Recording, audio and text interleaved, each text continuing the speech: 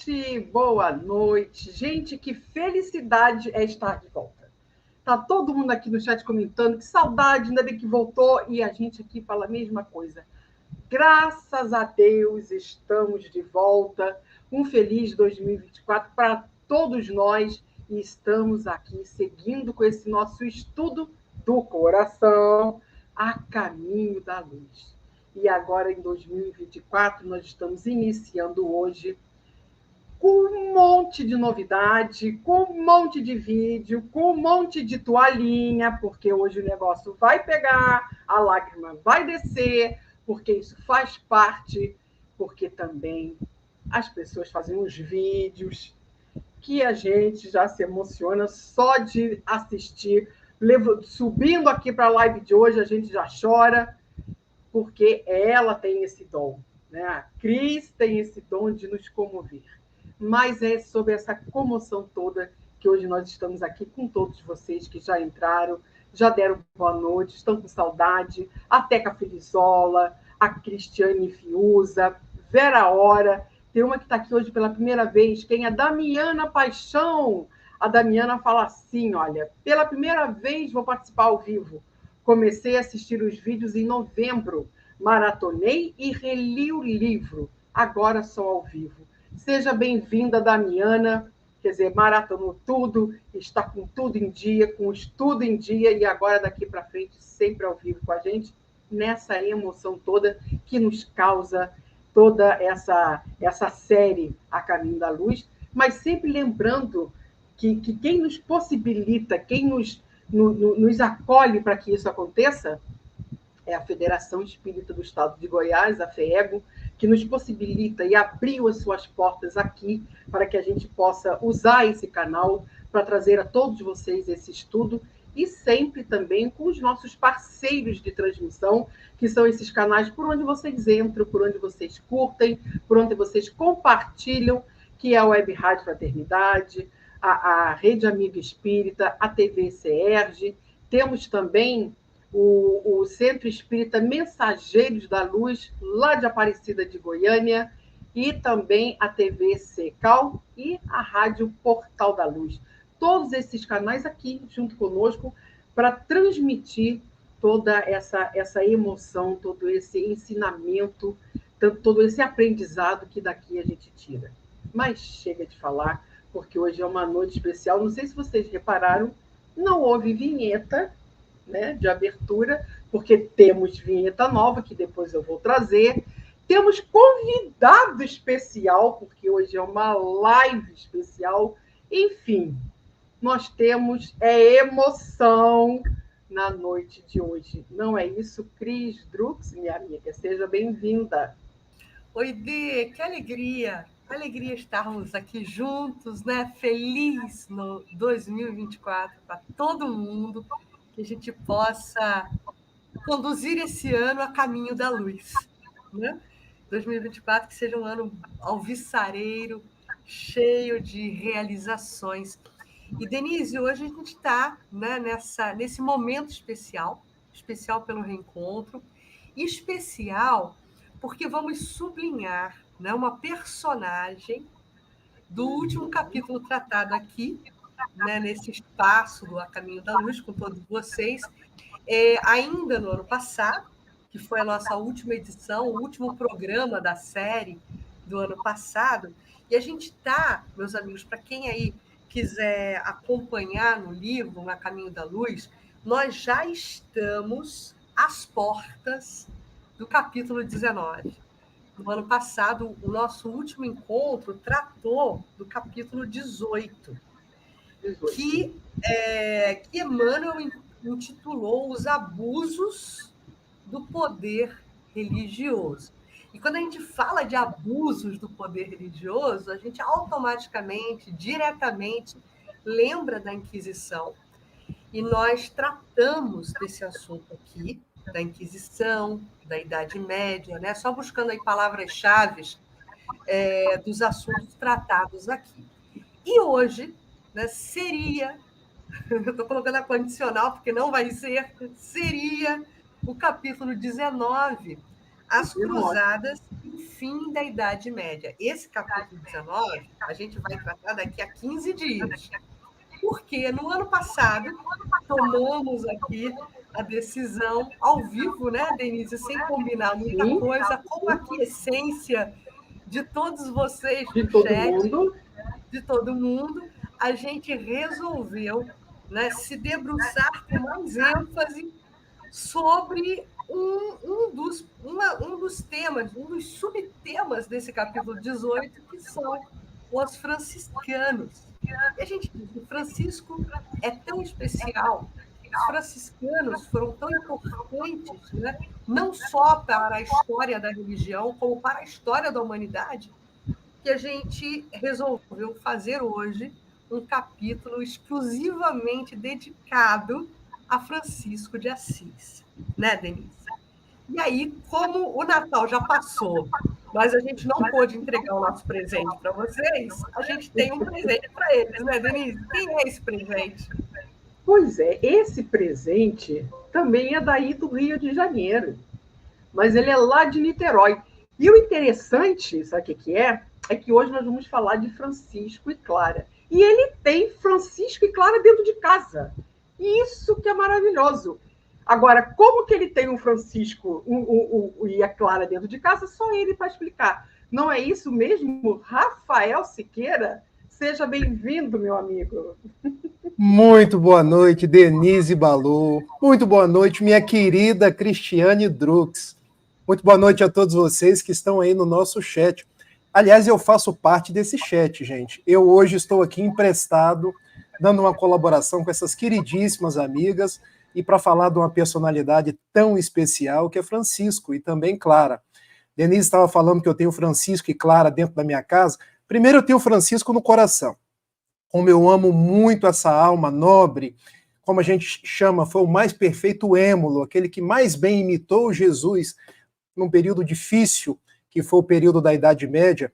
Eu resolvi, quando tive um primeiro filho, ainda um filho de 4 patas, dar o nome de Chico. E depois nasceu a minha filha, que é a luz dos meus dias. Então homenageei a irmã Clara. Então, Francisco e Clara, homenageando o irmão Sol e a irmã Lua, para que Francisco nunca saia dos meus passos e ele nunca deixe-me guiar até Jesus. Muito bom, Rafael. Denise, o que aconteceu com o nosso amigo Elahá hoje? Pois é, o Elahá está com problema na internet, gente. Ele não conseguiu entrar, faltou luz, faltou energia onde ele está. E ele está sem internet, então ele não vai conseguir participar hoje. E devido a esse problema de internet, né? Mas, gente, eu não posso deixar de cumprimentar aqui, que eu já fiquei emocionada, vocês viram. Roberta Zagueto, gente, está no nosso chat. Olha, beijo, minha amiga, que bom estar aqui. Eu já me emociono, porque, gente, eu amo Roberta Zagueto, as coisas que ela faz, as lives dela. Olha, é uma coisa de emocionar. Então, eu já fiquei emocionada de ver que ela está aqui no chat. Mas, como eu disse, nós temos uma vinheta nova, que esta pessoa aqui fez para esse ano 2 do A Caminho da Luz. Então, antes de iniciarmos, vou passar para vocês verem o que ela fez com a nova vinheta. Dá uma olhada nisso, gente.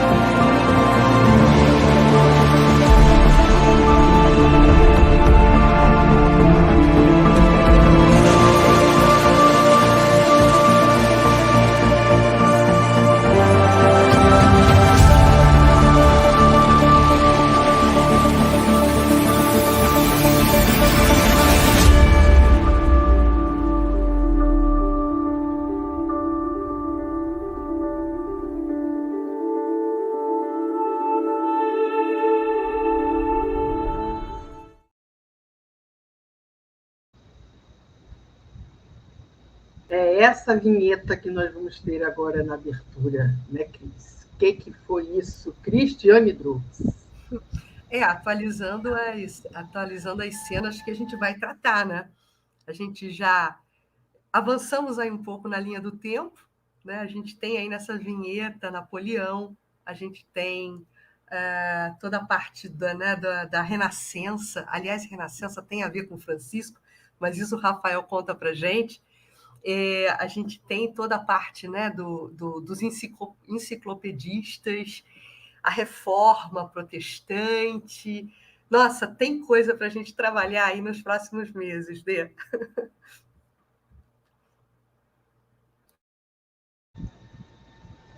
E antes de iniciarmos, então, nós temos que fazer a nossa prece inicial. Mas a nossa prece inicial também vai ser muito especial, porque ela vai ser cantada. Então, vamos à nossa prece inicial.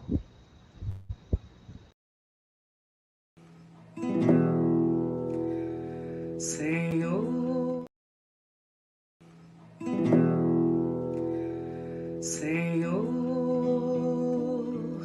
fazei-me instrumento de vossa paz.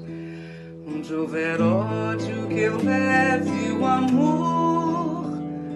Onde houver ofensa, que eu leve o perdão.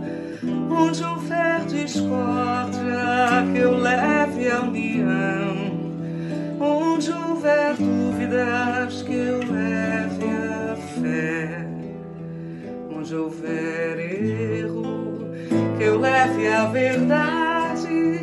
Onde houver desespero, que eu leve a esperança. Onde houver tristeza, que eu leve a alegria. Onde houver trevas, que eu leve a luz.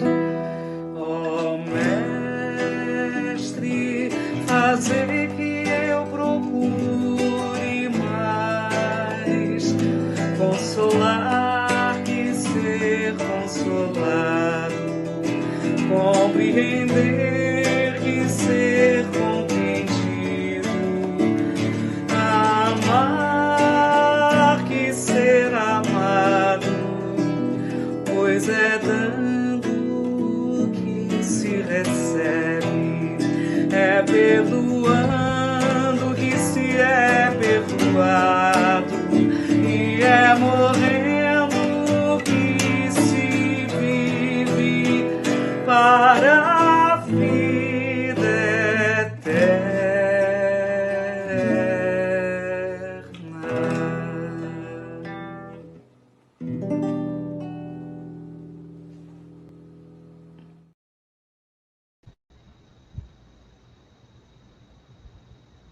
Que oração, né? Cantada, então.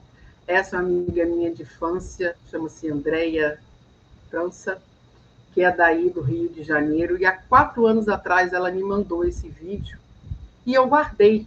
Eu acho que eu guardei justamente para essa ocasião, que eu sabia que um dia eu ainda ia usar esse vídeo dela, com essa belíssima canção, que já sempre nos emociona essa oração.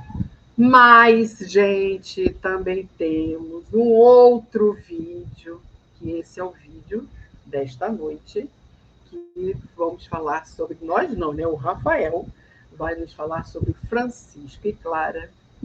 E Cris Drux fez um vídeo para a noite de hoje. Preparem as toalhinhas.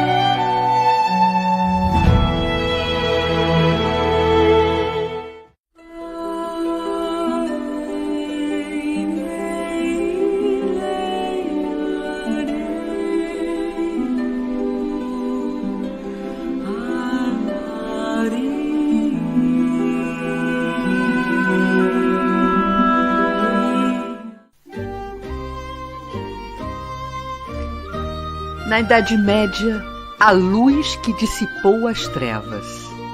O mensageiro, o herói humanitário. Uma estrela da manhã antecipando o renascimento, efetivando o resgate do nascido, do Cordeiro de Deus, que havia há mais de 1000 anos apresentado aos homens o código do reino. Um irmão de muitos irmãos, que em natureza ensinava a fraternidade. No simples, resumia a essência.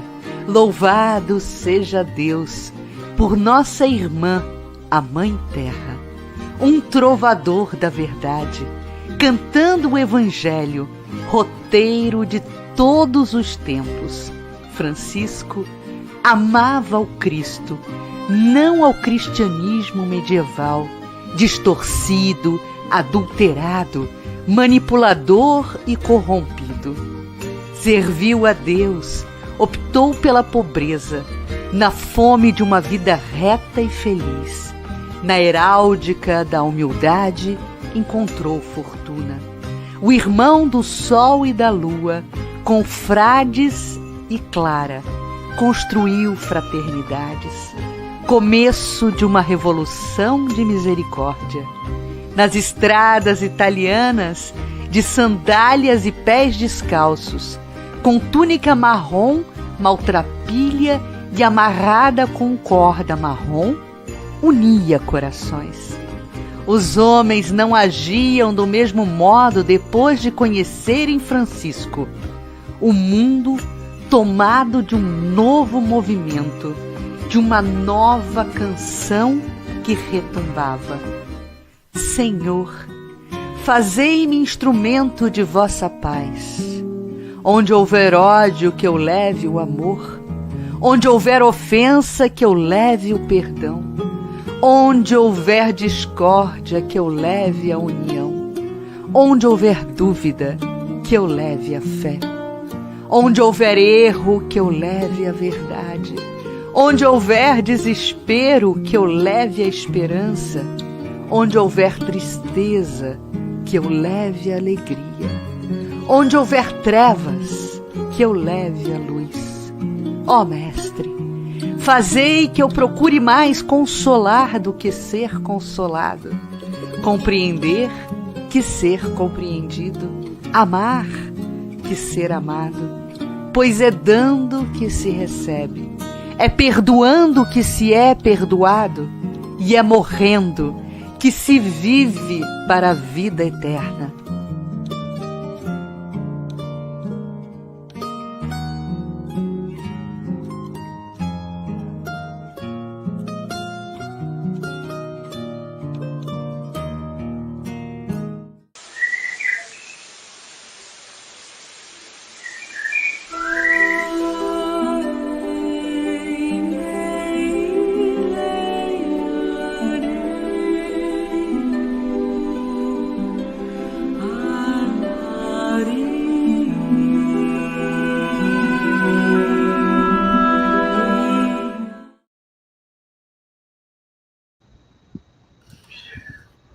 Rafael, meu amigo, Denise, todos nós, né? Todos nós devemos muito a Francisco de Assis.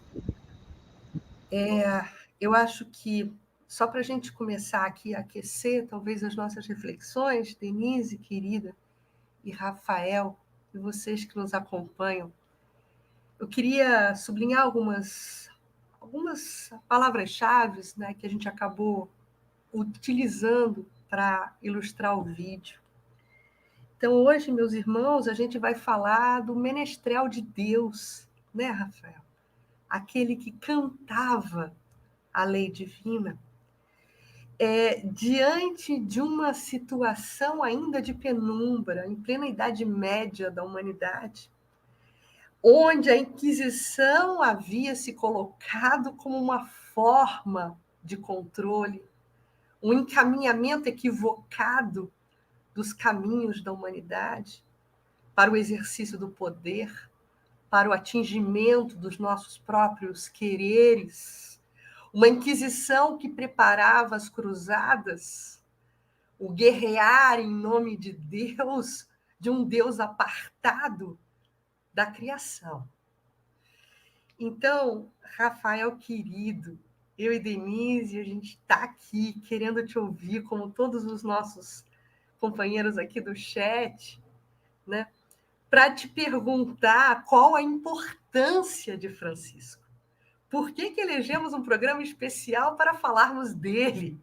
E aí a gente quer te entregar a palavra, né, para o Rafael nos falar desse nosso irmão.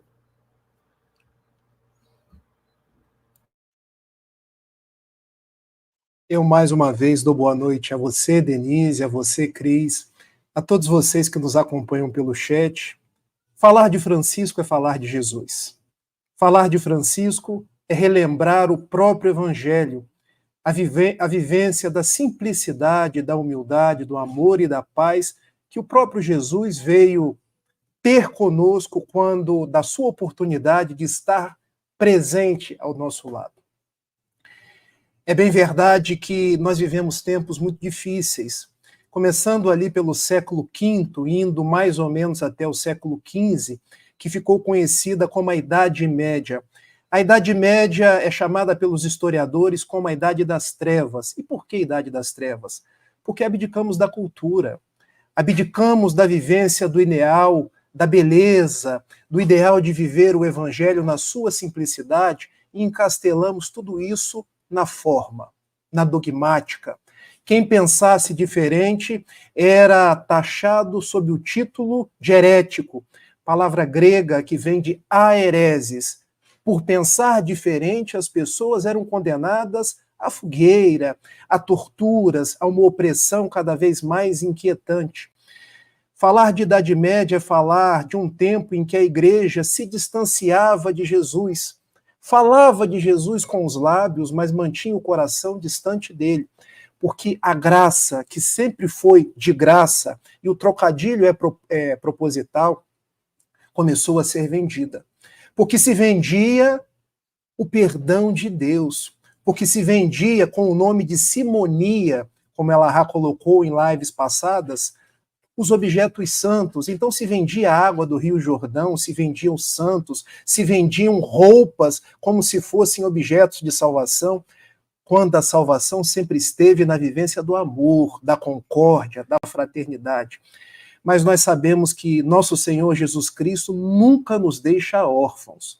E nós vivemos sob o guante de uma lei chamada lei de evolução, lei de progresso. Então, o Evangelho precisava ser restaurado. E ele houve por bem chamar o seu discípulo mais próximo, aquele que nós conhecemos por João, que deitava a sua cabeça quando Jesus ia falar no seu ombro, o apóstolo da alegria, o apóstolo da humildade, o apóstolo da generosidade, o apóstolo que esteve com Jesus nos momentos mais difíceis, porque no próprio momento da crucificação, um havia traído, outro negado 3 vezes, outros 9 haviam fugido, mas João estava lá. Então Jesus chama João, volta João, volta porque as pessoas estão se esquecendo do Evangelho, estão se esquecendo do que representa a minha presença. Então ele convoca João, e no coração do mundo à época, que é a Europa, numa cidadezinha pequenina chamada Assis, nasce. Alguns historiadores dizem a 5 de julho, outros a 26 de setembro, alguns dizem em 1181, outros dizem a 1182. Eu prefiro a versão que a Cris colocou no nosso vídeo, 26 de setembro de 1182, porque é onde há maior congruência. E o que nós registramos em 26 de setembro de 1182? Pouco tempo antes, no ano de 1095, o Papa Urbano II, naquele que ficou conhecido como Concílio de Clermont, deu início ao movimento das Cruzadas. E o que foram as Cruzadas, senão um movimento de caráter político, religioso, de caráter monetário, onde reis, cardeais se propunham a ir até o túmulo vazio de Jesus e por onde passavam, matavam, extorquiam, salgavam o chão. Era uma briga por poder, por espaço. Então Francisco nasce no meio das cruzadas, mas nasce também naquele movimento chamado Inquisição. Porque todo mundo que pensava diferente merecia o inferno, que não começava apenas no Al-Delá, porque bruxas, ciganos, judeus eram condenados a ver seus bens expoliados, a passar por castigos os mais brutais e depois a serem mortos. Em 1184, o Papa Lúcio III, no Concílio de Verona, ele resolve iniciar o Tribunal da Inquisição. E aqui eu faço uma parte histórica, porque ele iniciou, porque o Tribunal do Santo Ofício se tornou oficial em 1231, quando o cardeal Ugolino, que se transformou no Papa Gregório IX, houve por bem colocar como uma prática da igreja perseguir os hereges, os que pensavam diferente. Então, Jesus chama João, volta João, porque as pessoas precisam lembrar-se de mim. As pessoas hoje cultuam o externo, a forma, e se esqueceram da essência. E a essência, João, responde pelo nome de amor. Foi você que escreveu relembrando os meus atos, lá em João 13:35. Os meus discípulos serão conhecidos por muitos se amarem. E ele nasce, Giovanni, di Pietro di Bernardone. Se nós pegarmos o nome Giovanni em italiano, traduzindo para o português, é João. Então, Dona Maria Picalini, dizem alguns historiadores que a mãe de Francisco se chamava Maria Picalini, outros Joana Picá, mas ela ficou conhecida na história como Dona Picá. Deu o nome no menino de João, de Giovanni. Posteriormente, esse nome foi trocado, e há algumas razões para isso. Pietro de Bernardone era um rico comerciante que vendia tecidos da França. Primeira razão, ele queria homenagear a França. Segunda razão, Dona Picá tinha ascendência francesa, então poderia ser uma segunda razão. O benfeitor Camilo, que é o guia espiritual de José Raul Teixeira, também um franciscano que naquela época se chamava Maceu, diz que há uma terceira razão. Francisco costumava falar em francês na sua juventude. Então os seus amigos o chamavam o Francesco, o francês, porque ele falava preferencialmente no francês. Então vejam, de Giovanni ele se transforma em Francesco, de Pietro de Bernardone. Mas posteriormente ele abdica de tudo, Cris. Ele deixa de ser filho de Pietro, deixa de ser de uma estirpe rica italiana para se transformar em Francisco de Assisi, ou simplesmente o Francisco de Deus, o Cisco de Deus, porque ele se julgava tão pequenino, mas com possibilidades de trabalhar para servir a Jesus. Eu não sei o quanto eu posso falar, mas eu acho Rafael, que a gente quer deixar a palavra com você, mas deixa eu só fazer uma parte para te provocar, porque eu sei que você tem outras contribuições bastante profundas aí para entregar para a gente. Eu fico pensando, Rafael, e a gente tem falado muito isso, né, Denise, aqui no programa, do quanto esse momento da humanidade foi um momento de descaminho, porque, digamos assim, as lideranças desse momento, elas cultuavam o poder, a riqueza, e para isso existia toda uma estrutura eclesiástica organizada para que houvesse a prevalência desses valores, do poder, do comando, né, da massificação de ideias em relação a uma postura desejável de medo, de temor a Deus, porque a igreja se colocava como um grande pedágio, né, como uma grande ponte entre o homem e o Criador. E essa mesma igreja se utilizava dessa cultura do medo para poder ofertar privilégios, né? Então, Francisco, ele nasce dentro desse contexto histórico, né, Rafael, onde era exercitado exatamente isso, uma relação de medo do Criador, uma relação de medo de Deus. Deus era punitivo, Deus não era visto como uma figura de pai, né? Era muito mais um controlador, um cobrador do que um pai. E é muito curioso, e aí, claro, que a gente vai ter a explicação pela ascendência espiritual de João, que é Francisco, nessa virada de página, ele quebra todo esse paradigma e começa a nos falar de um Deus amoroso, né? de uma conjuntura de criação que abraça a criatura, que acolhe e que insere o homem nessa conexão com todos os seus irmãos do reino animal, do reino vegetal e em própria relação de filiação divina com o Criador.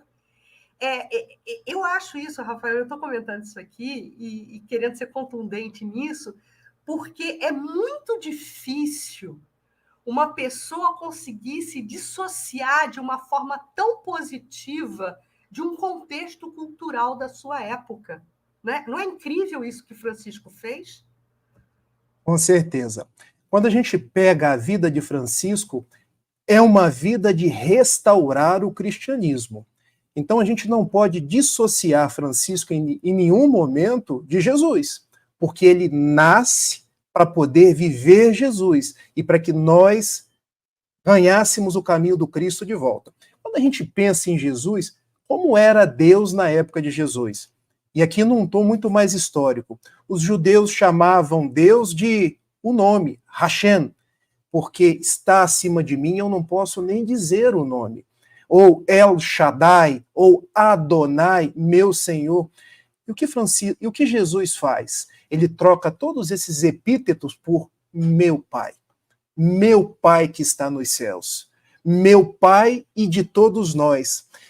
Jesus transforma Deus em Pai nosso e nos convida a ser irmãos uns dos outros. E vejam, irmãos uns dos outros quer dizer, Jesus era nazareno, ele era irmão dos romanos, ele era irmão das prostitutas, ele era irmão dos leprosos, não havia distinção.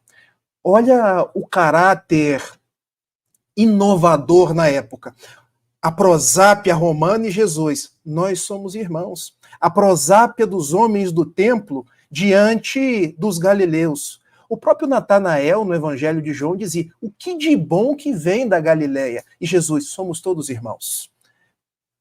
Pecadores, pescadores, prostitutas, e Francisco restaura isso.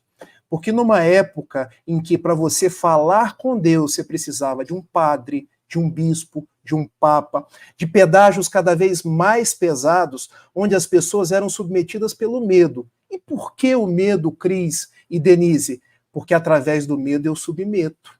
Através do medo eu cobro o dízimo.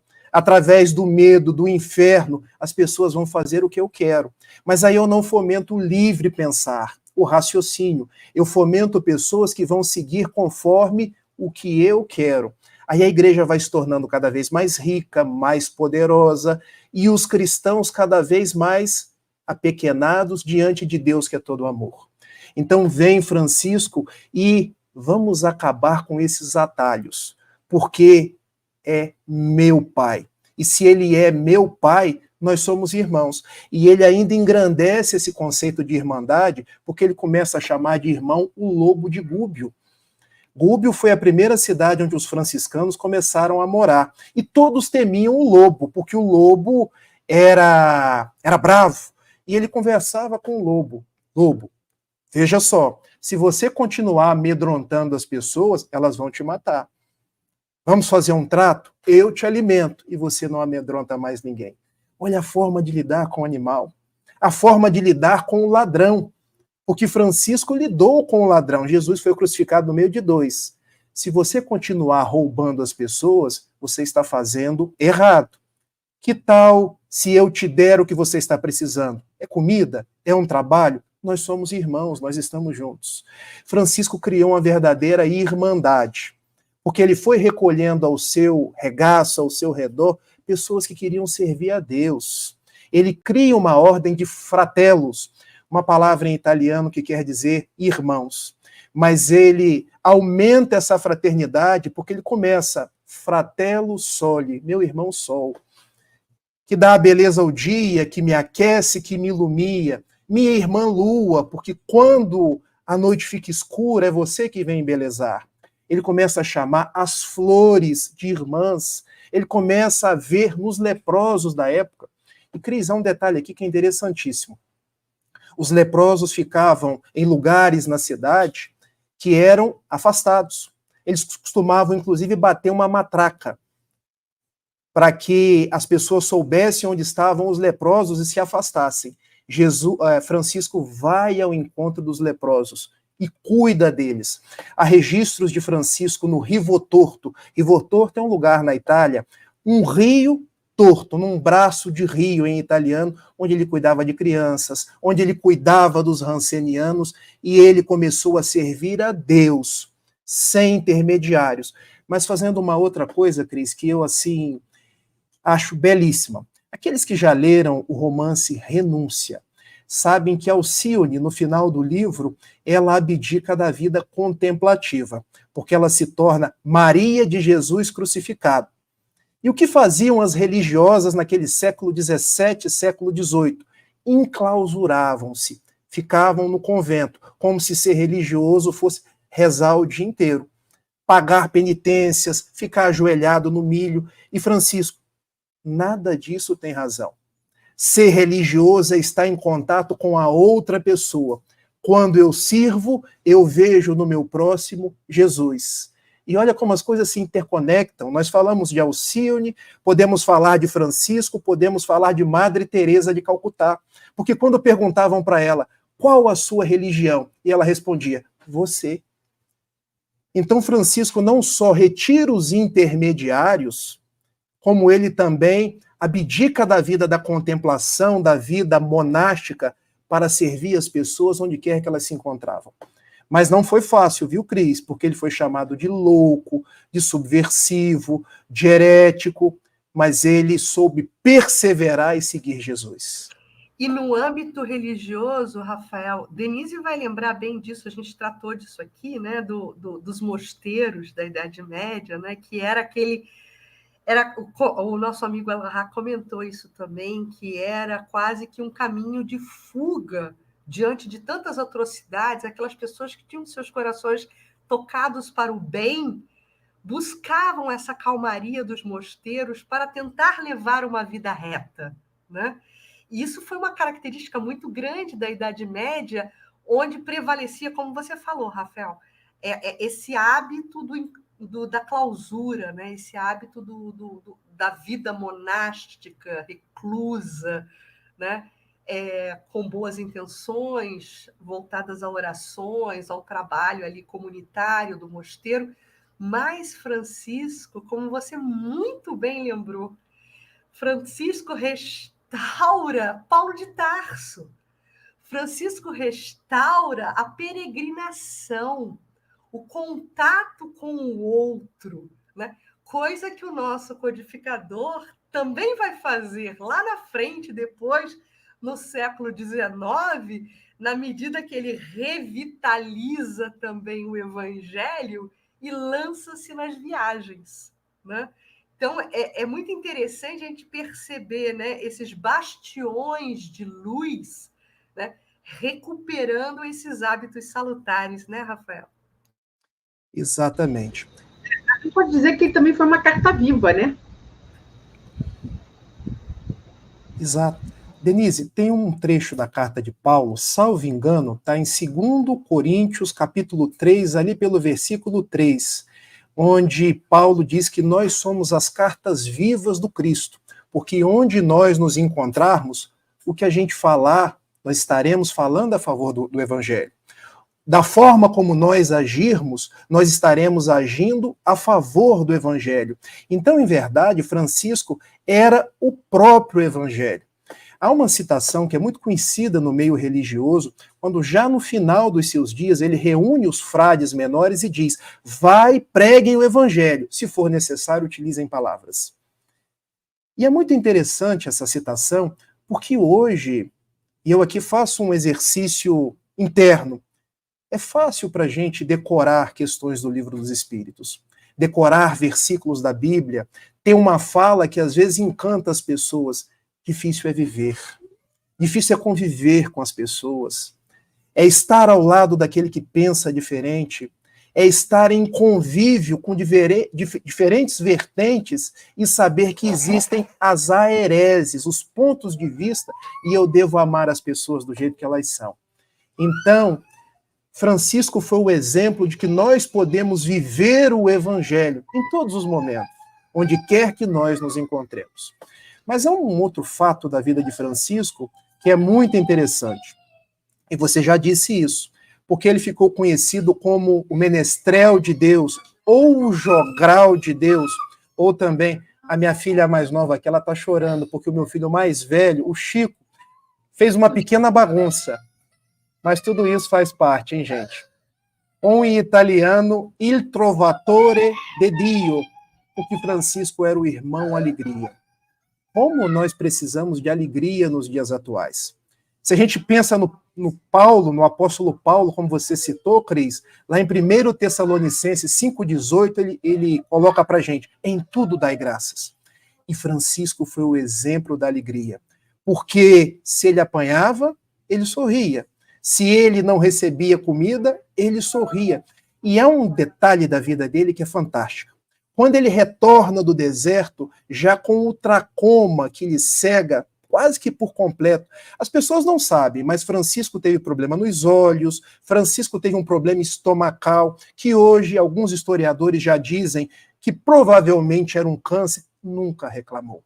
Vivia sorrindo. E quando o médico da época veio tratar daquele tracoma, falou, olha, eu tenho que queimar. Porque se eu não queimar, a inflamação dos olhos vai passar para todo o corpo. E Francisco faz uma ode ao irmão fogo. Ó irmão fogo, tu que aquece, tu que ilumia, quando me queimares, me queime de mansinho, para que eu não sinta tanta dor. Ele agradece o irmão fogo. Então, pensar em Francisco é pensar nessa vida, no contato com as outras pessoas, que não precisa de intermediários, porque Deus é Pai. É pensar nesse homem que revitalizou o Evangelho no contato com a natureza e nesse homem que viveu com alegria. Muito semelhante a um outro Francisco também que nós tivemos por aqui, não é, Rafael? Exatamente. Gente, vocês vão me cortando, porque senão eu vou falando. Francisco Cândido Xavier era a mesma coisa. Porque Chico Xavier não tinha dia que ele estava triste. Aliás, tudo para o Chico estava bom. Ele não reclamava da angina. A angina diz que quem tem parece que é uma serpente dentro do peito, que dói demais. E ele não deixava de trabalhar. Ele tinha os olhos, gente, que praticamente não enxergavam. Poucas pessoas se dão conta do que o Chico enxergava, muito pouco. E ele tinha problemas os mais diversos, mas nunca deixou de servir, de esboçar aquele sorriso, de tratar as pessoas com toda a gentileza. Divaldo Pereira Franco conta que uma vez uma pessoa levou um verso para Chico Xavier. E o verso não juntava o lé com o cré. E Chico agradava a todo mundo. E mostrando aqueles versos, Chico respondeu, mas que poema bonito, minha irmã. Você trouxe para mim, eu te agradeço do fundo do coração. Era assim que Chico tratava as pessoas. Sempre com um abraço, sempre com um sorriso, sempre com algo para ofertar. Porque no mundo atual, a gente quer receber. A gente quer ser notado, a gente quer ter likes nas redes sociais, a gente quer ter importância. E os cardeais, uma vez, chegaram a Francisco de Assis, agora estou voltando no Francisco lá de trás. Você deve estar se sentindo importante, hein, Francisco? Emmanuel conta, no Caminho da Luz, capítulo 18, que logo nas primeiras décadas, cerca de 200 mil pessoas já queriam servir Francisco. Já queriam estar com os ideais franciscanos. Você deve estar se sentindo importante, hein? Porque você está mais, vou utilizar termos atuais, está mais pop que o Vaticano. Francisco olha para aquele cardeal, abaixa-se no chão, pega a areia e deixa a areia correr por entre os dedos e diz, meu irmão, eu sou tão pequenino, mas tão pequenino que eu me perco no grão de areia que corre pelas minhas mãos. Eu sou um cisco. É lindo, né, Rafael? E essa atitude dele para que, pela busca, pela pacificação de uma relação mansa, de uma relação cordial com a estrutura eclesiástica, também nos é de um exemplo incomum, porque ele nos apresentava a verdade, né? Sem sair do seio da humildade, não buscando o embate, mas buscando a unificação, porque ele estava ali para transformar. Ele foi e é até hoje, né? Levando-se em conta a sua regra, né? A sua ideologia, a ideologia franciscana. Ele é até hoje mensageiro. Por isso que a gente quis usar também esse verbete no vídeo, né? Porque o Evangelho, a boa nova do Cristo, não precisa de propaganda, precisa de exemplo. E o mensageiro é aquele que veste a ideia e a pratica, a exemplifica. Então, ele foi um arauto da verdade, ele foi um mensageiro, ele foi um menestrel, nesse sentido, né? Se apresentando sempre manso e pacífico, né? Quando a gente pensa em franciscanos, quando a gente pensa em Francisco, a gente pensa em simplicidade, aquela simplicidade que é o essencial. Diante dessa magnitude, diante dessa grandeza do essencial, a nobreza de Francisco foi justamente essa heráldica da humildade. Enquanto muitos cavaleiros, muitos nobres buscavam essa evidência, né, Rafael e Denise, buscavam esses holofotes, né, como o cardeal fala, você está se sentindo, né? Você está pop. Muitos cavaleiros daquela época também queriam ter essa notoriedade, e Francisco ganhou notoriedade em ser simples, por ser, melhor dizendo, por ser simples. É lindo demais. Mas também incomodou muito, não foi, Rafael? Pelo fato dele ser assim, incomodou e muita gente, não foi? Incomodou. Na verdade, Francisco, a gente poderia fazer aqui umas 10 lives para falar da vida dele, porque são tantos excertos, são tantas ocasiões. Francisco se notabilizou por ser um instrumento da paz. E há um livro notável do benfeitor Camilo, que é esse aqui, a Carta Magna da Paz, onde ele pega cada verso dessa oração de São Francisco e vai decantando para a gente, a começar pelo primeiro verso: Senhor, fazei de mim um instrumento da tua paz. Se vocês perceberem, não é um artigo definido. Fazei-me o instrumento da paz, porque quem quer ser o instrumento se acha o tal, se acha que ele, sem mim, a proposta não vai, mas ele queria ser apenas mais um instrumento. Porque nós estamos no mundo para sermos esses instrumentos. A Cris vai ser, a Denise vai ser, eu vou ser, e nós, de mãos dadas, como instrumentos da paz, vamos construir um mundo melhor. É bem verdade, Denise e Cris, que algumas coisas da biografia de Francisco precisam ser contadas. A gente sempre acha que um benfeitor, quando reencarna, ele não passa pelas dificuldades da carne. Mas esse corpo nosso é pesado, gente. Ele muitas vezes ofusca todo o brilho que o espírito já tem e às vezes até traz determinados percalços. Foi assim com grandes missionários. E não foi diferente com Francisco. Porque ele veio no finalzinho do século XII, início do século XIII, num mundo que estava saindo, pelo menos ali na Europa, do feudalismo para o mercantilismo, surgindo os burgos, e esses burgos costumavam brigar uns com os outros em busca de predomínio econômico. Então, o que um jovem daquela época poderia fazer? Ou ele poderia entrar para a vida do monastério, ser um servidor de Deus enquanto servidor da igreja ou se tornar um cavaleiro. E Francisco quis se tornar um cavaleiro. E ele chegou a ir para 2 guerras. Na primeira guerra, que foi uma guerra no início ali do século XIII, contra Perúdia, a comuna de Assis contra a comuna de Perúdia. Assis perdeu a guerra. Ele ficou 1 ano recluso no cárcere, uma verdadeira quarentena. E essa quarentena de Francisco foi um momento de meditação, de reflexão, porque contam os biógrafos que ele aproveitou aquele momento para repensar a própria vida. Porque ele via pessoas que não tinham o que comer dentro da prisão. Então ele pegava do próprio pão e dava para as pessoas. Ele orava com as pessoas. Quando ele saiu, já porque o seu pai pagou uma espécie de pedágio e voltou para Assis, ele já não era mais a mesma pessoa.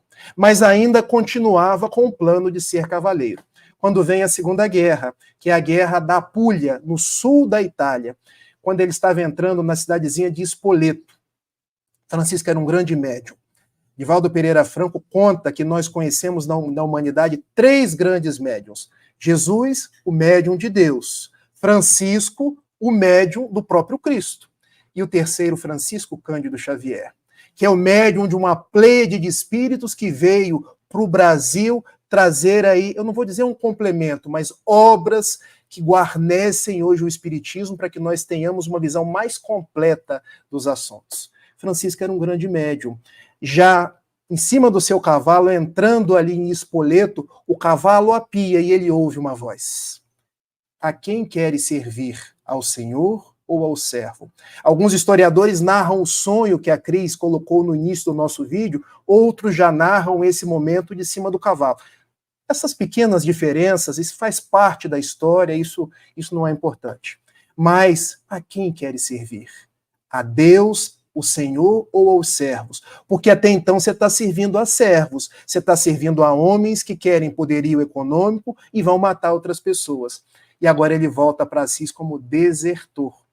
Um homem poderia tudo, menos ser um desertor, porque nenhuma família rica da Europa gostava de um desertor. Mas quando ele volta já não era mais o mesmo Francisco. Ele já não queria mais saber da riqueza do pai.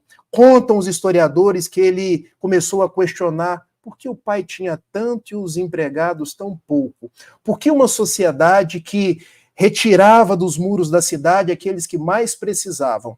E ele começou a orar numa igreja em ruínas, a igreja de San Damiano, o mesmo Cosme Damião que a gente conhece aqui no Brasil.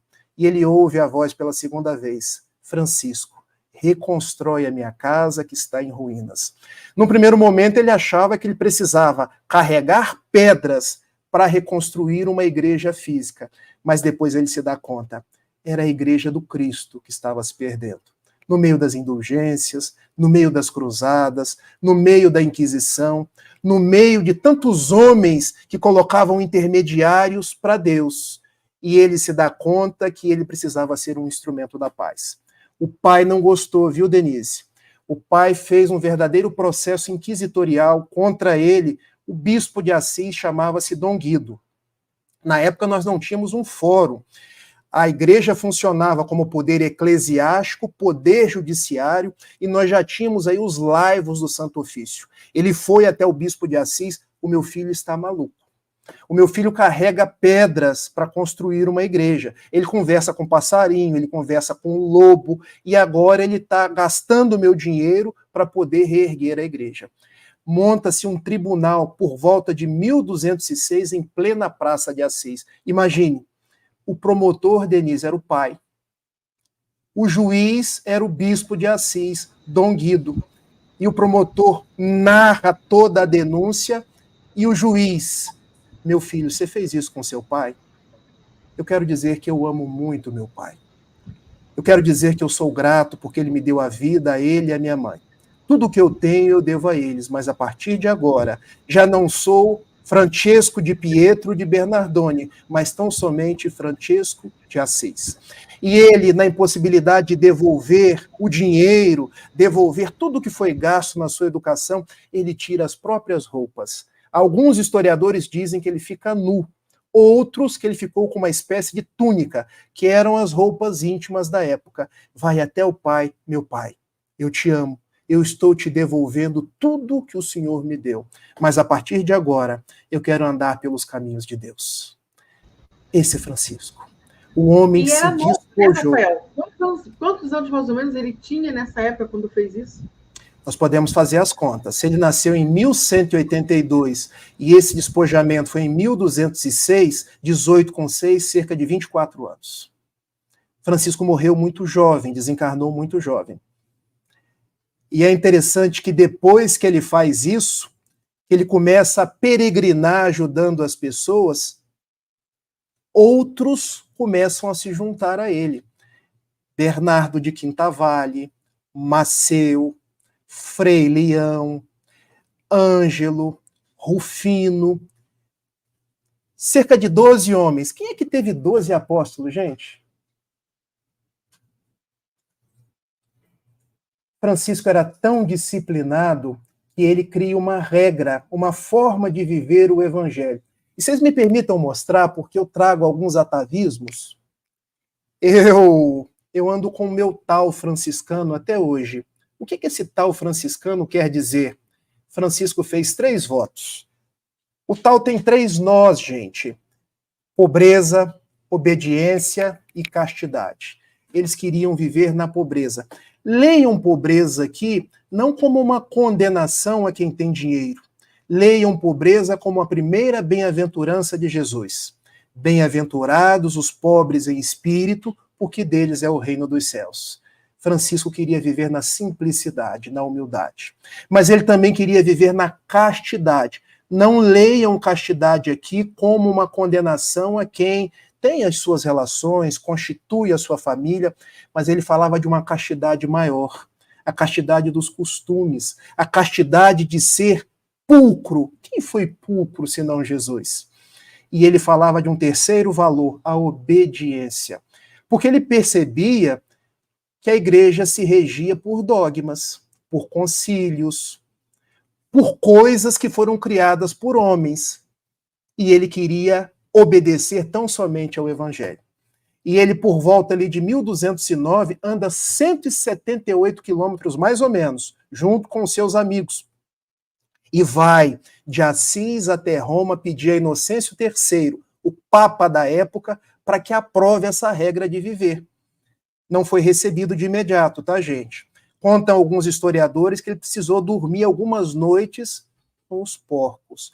Mas há a intervenção de um cardeal.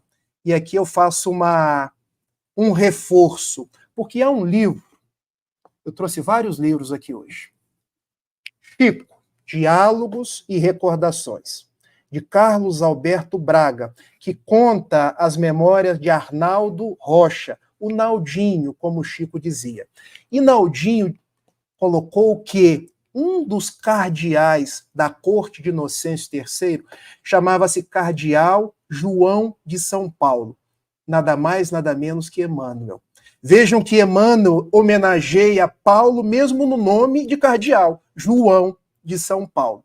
Então ele vendo aqueles esfarrapados ali do lado de fora, ele faz uma intercessão para que Francisco e os seus amigos entrassem. E num primeiro momento, eles não são bem recebidos. Num segundo momento, após Inocêncio III ter um sonho, olha os sonhos mediúnicos, da mesma forma que sonhou Jacó, da mesma forma que sonhou José quando levou Jesus para o Egito, Inocêncio teve um sonho. A igreja está em ruínas e um mendigo está segurando a pilastra da igreja de Latrão, como se chamava à época. Hoje é a igreja de São Pedro, no Vaticano. E no dia seguinte ele resolve receber Francisco. O que você quer, meu filho?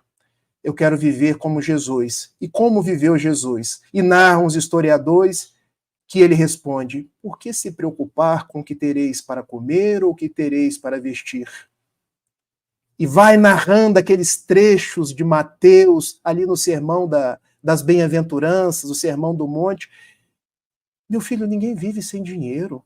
Ninguém vive sem essa austeridade da igreja, sem esses postos de destaque.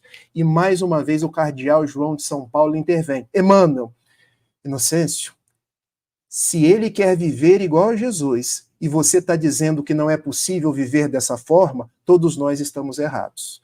Porque a igreja não está vivendo conforme Jesus.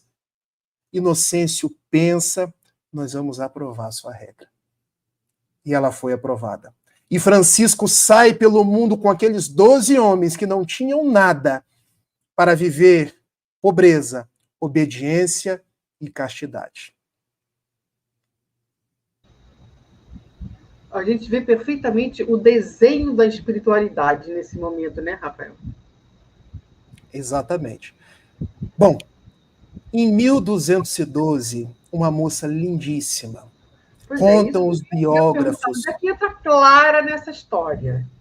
Contam os biógrafos que uma moça de cabelos encaracolados, loiros, também filha de um homem rico da cidade de Assis, chamado Favarone, casado com Dona Hortolana. Ela tinha 2 irmãs, Clara, Penenda e Beatriz. Ela se encantou por Francisco, porque via aquele homem lavando os leprosos. E o que eu vou dizer aqui não é excesso, tá, gente? Francisco beijava as chagas dos leprosos. E como era médium, muitas vezes ele curava os leprosos. Quem é que curava os leprosos, gente? Se não Jesus de Nazaré. Se não Pedro. Se não os apóstolos de Jesus, que por onde passavam, as pessoas se atiravam nas próprias sombras. Ela vendo tudo aquilo, eu quero seguir essa vida. Imagine o quanto ela sofreu. Ela teve que sair de sua casa um dia escondida de noite para se entregar à vida junto com Francisco. E narram que são 2 apaixonados, não no sentido da carne, mas 2 almas que se amam profundamente, que entregaram suas vidas a Jesus e que seguiram naqueles dias tumultuados da Idade Média, um como o irmão Sol, outro como a irmã Lua, cantando o Evangelho. Criam-se, então, 3 classes. A primeira classe, a classe dos frades menores. A segunda classe, a classe das clarissas. E a terceira classe, a classe secular. E por que secular? Se você quiser ser franciscano e casar, pode. Se você quer ser franciscano e continuar a sua vida na sociedade, pode. Você está na terceira classe. Então, Francisco foi um arauto de Deus. Clara se juntou a ele e foi tonsurada. Você sabe o que quer dizer tonsura, gente? É um ritual de iniciação dos franciscanos. Os homens fazem um corte aqui no centro da cabeça. E é interessante porque os judeus usam um quipar, exatamente aqui, nessa redoma da cabeça. Os franciscanos fazem uma tonsura. É o ritual de iniciação. Pode parecer um formalismo, mas o que eles estavam querendo dizer, acima de mim tem meu pai. Meu pai cuida de tudo. Meu pai sabe de tudo. E os judeus, acima de mim, Hashem, aquele que eu não posso nem dizer o nome. E Clara foi tonsurada.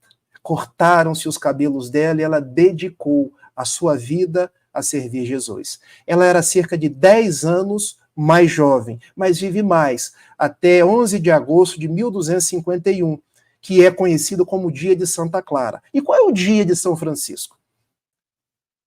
4 de outubro, mas Francisco não morreu em 4 de outubro. Francisco morreu em 3 de outubro de 1226. E por que 4 de outubro? Provavelmente a data em que ele foi inumado, que ele foi enterrado.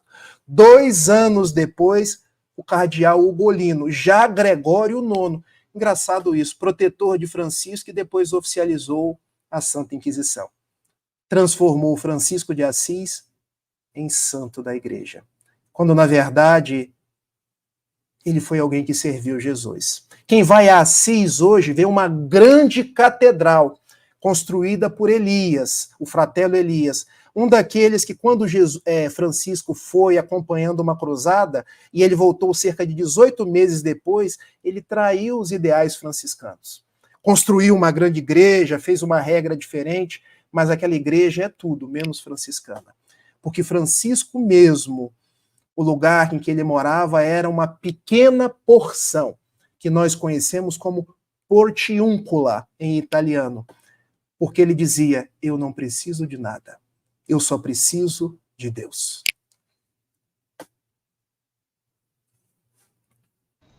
É como você disse, né, Rafael? Para a gente falar de Francisco, teria que fazer umas 10 lives falando dele, fora as histórias que a gente sabe de, de Francisco, né? Mesmo depois no mundo espiritual, quer dizer, então daria tranquilamente para fazer umas 10 lives falando de Francisco e Clara, né? E Francisco e o Espiritismo? Se vocês abrirem o Prolegômenos do Livro dos Espíritos, o primeiro espírito que assina os Prolegômenos, São João Evangelista, Francisco de Assis. Francisco de Assis.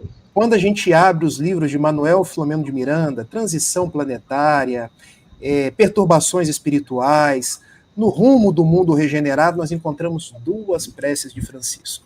Por quê? Porque ele está guiando, junto com Jesus, os barcos desse movimento chamado Transição Planetária.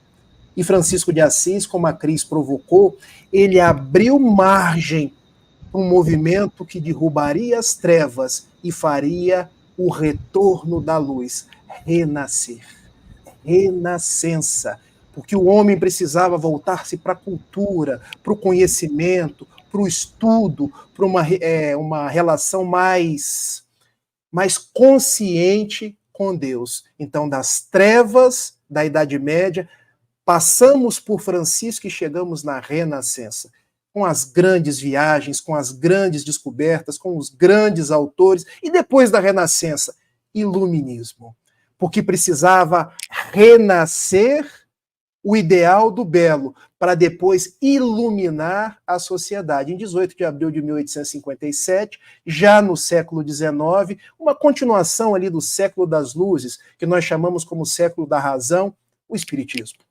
Tudo concatenado. Do átomo ao arcanjo, tudo se encadeia.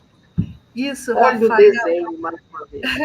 E depois do iluminismo, né, daquilo que ilumina, Kardec chega chancelando essa luz e nos convocando a introjetar essa luz, né? Então, é o renascimento, sendo ali a aurora de novos tempos, com a doutrina espírita nos sendo entregue, né? Essa doutrina consoladora, essa doutrina libertadora. Então, a gente vê que realmente, de novo, né, Denise? Jesus, governador planetário, Deus, nosso Pai maior, sempre ali, né? Com os olhos voltados, com a atenção voltada para esse grande planeta azul, que é o planeta Terra, e com nós, né, conosco aqui, nesse processo de crescimento a caminho da luz. É muito bacana, muito bacana. E até hoje, né, Cris? Diga-se de passagem, sim, até hoje. Mas a gente temos perguntas, Rafael. Temos algumas perguntas. Como aqui, por exemplo, a professora Josi. A professora Josi pergunta o seguinte. Eu aperto e não vai. Oh, meu Deus.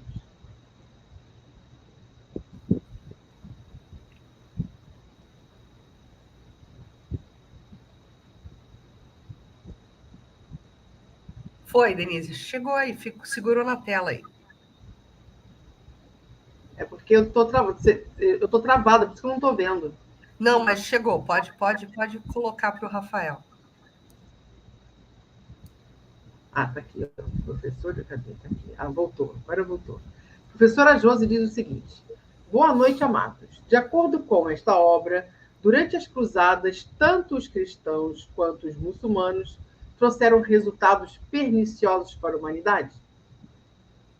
Quer começar, Cris, ou eu começo?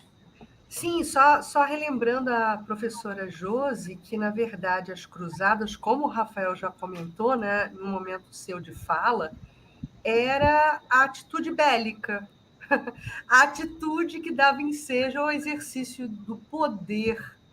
Então, tanto os cristãos, ou aqueles que se diziam cristãos, porque a gente questiona esse cristianismo, quanto os muçulmanos, eles se colocavam francamente em embates, né, em combates, em nome de Deus. Então, a exemplificação e a atitude estava completamente dissociada de Deus e de uma lei divina. Então, quer dizer, na minha contribuição, né, Rafael, respondendo à professora Josi, acho que sim, que essa exemplificação ela foi perniciosa. Ela, na verdade, foi uma máscara, né? Algo que, se hoje em dia pudesse se falar, se falaria de uma atitude de fake news. Né? Estava se defendendo um ideal, mas com propostas escusas subliminares. Então, eu acho que é isso. Professora Josi, muito obrigado pela sua pergunta. Quero dizer que eu acompanho as suas perguntas assistindo às lives e você tem razão. O processo das cruzadas foi pernicioso tanto por parte dos cristãos quanto por parte dos muçulmanos.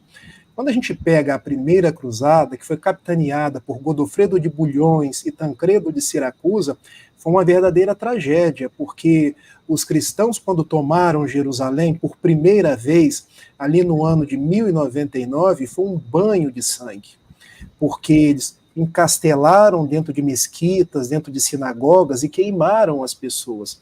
Então nós, os cristãos, fomos muito perniciosos, mas também os muçulmanos o foram, porque as táticas de Salah ad-Din el-Ayyubi, que nós conhecemos como Saladino, quando combateu ali por volta da terceira cruzada, da segunda para a terceira cruzada, recuperando a Terra Santa, foi tão perniciosa quanto. Os historiadores contam que a batalha que ele ganhou em Cornos de Ratim, ele colocava fogo no chão e as pessoas iam sendo queimadas. Então as cruzadas foi um momento onde se perderam cristãos, se perderam judeus, se perderam muçulmanos, onde nós perdemos o ideal do Cristo. Porque quando a gente lê A Caminho da Luz, a gente se dá conta que o governador planetário ele foi mandando enviados. A vinda de Mohammed teve um ideal de salvaguardar um povo que era politeísta e precisaria voltar para um monoteísmo. Elahá trouxe isso muito bem em lives anteriores, mas o povo se perdeu. Assim como nós cristãos nos perdemos na Idade Média, seja por conta das cruzadas, seja por conta da Inquisição. Mas o que me traz esperança é que Francisco, vendo esse quadro todo, ele resolveu acompanhar a Quinta Cruzada. E a partir da Quinta Cruzada, o movimento se fazia começando pelo Egito. E por quê? Os cardeais e os reis, eles chegaram à conclusão que se tomasse o Egito, conseguia depois tomar Jerusalém. Francisco vai na frente para conversar com o sultão do Egito, El-Malik El-Kamir. E quando ele chega para conversar com o sultão, a soldadesca do sultão vem para matá-lo. Isso é contado pelos biógrafos. E El-Malik sai da sua tenda, não matem esse homem, eu sonhei com ele. Olha o sonho mais uma vez. E eles começam a conversar. Eu venho em nome da paz. Mas como assim? Onde os cristãos estão, só estão guerra. E Francisco, mas os cristãos dizem a mesma coisa de vocês. Dá para a gente fazer a paz? E eles chegam a entabular uma proposta de paz, chegam a se respeitar, mas o fato é que depois nem os muçulmanos acolhem a proposta de El-Malik El-Kamir, nem os cardeais da igreja acolhem a proposta de Francisco. E é nessa ocasião que ele visita toda a Terra Santa, vê todo aquele banho de sangue e retorna para a Itália. Quando na cidadezinha de Grécio, acho que eu já estou respondendo até uma outra pergunta, ele resolve construir o primeiro presépio, por volta de 1223. Nós só temos os presépios hoje, porque Francisco de Assis fez o primeiro. Ele via as pessoas brigando por lugares vazios, por poderio econômico, e dizendo um que era por conta de Deus, outro que era por conta de Alá. Então ele resolve fazer um presépio. Ele pega uma criança junto com a sua mãe, alguns bois, alguns carneiros, e de dia 24 para 25 de dezembro de 1223, ele, glória a Deus nos céus. Paz na terra, boa vontade para com os homens. Nós não queremos nos perder de ti, Jesus. Por mais que a humanidade esteja se perdendo, deixe-nos fazer veredas que nos levem até ti. E o Gileno pergunta: podemos dizer que a oração do Francisco simplificou didático-amorosamente o sermão do Mestre Amantíssimo? Quer ir, Cris, ou eu posso ir aqui?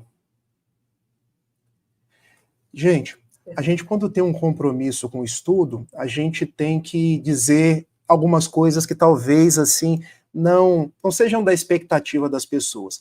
Eu concordo com você, Gileno, que a oração de Francisco simplificou didático amorosamente o sermão do Mestre Amantíssimo, porque ela traz em receitas de substituir vícios por virtudes tudo que Jesus nos trouxe.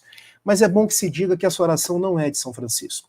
A oração que é de São Francisco é o Laudato Si, ou o Louvado Seja, o Cântico das Criaturas, ou o Cântico ao Irmão Sol. Louvado seja, meu Senhor, louvado seja, Irmão Fogo, louvado seja, Irmã Água. Essa é dele.